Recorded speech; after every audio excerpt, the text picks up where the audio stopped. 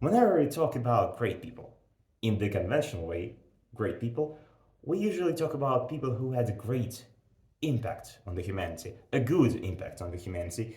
Well, it is not in fact the definition of great. A great person, or great scientist in our case, is somebody who is famous and big for what he has done. So, somebody who killed a lot of people would be a great murderer. He would be a negative person, of course, but he would be a great person, not in the conventional way.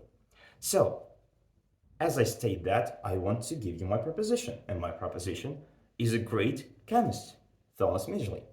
In the 20th century, he was a scientist who studied a lot about fuels.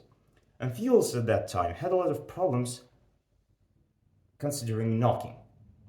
What is knocking? Knocking is a malfunction in the engine whenever fuel not just ignites but bursts.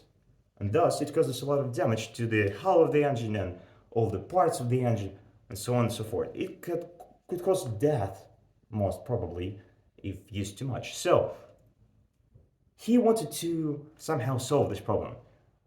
He had an idea, he had a lot of ideas, he went through all of them until he found lead.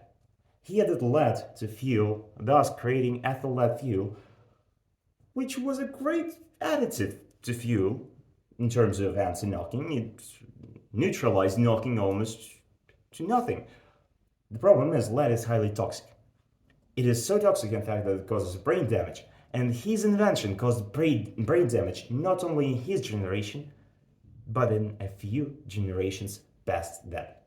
He wasn't a great person. He was a great scientist.